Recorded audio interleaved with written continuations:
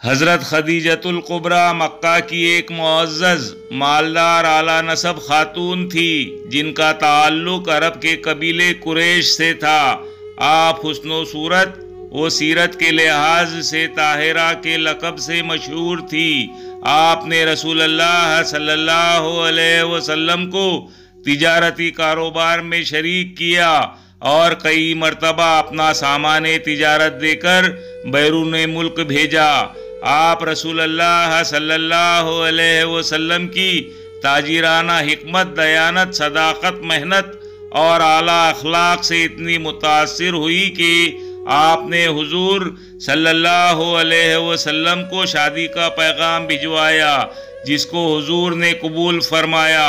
उस वक्त आपकी उम्र 40 बरस थी, जबकि रसूलुल्लाह सल्लल्लाहु अलैहि वसल्लम की उम्र मुबारक 25 बरस थी। हज़रत खदीजा ने सबसे पहले इस्लाम कबूल किया और उम्मुल मोमिनीन होने की सआदत हासिल की। आप सल्लल्लाहु अलैहि वसल्लम की सारी औलादें हज़रत खदीजा से पैदा हुई जो जिंदा रहती।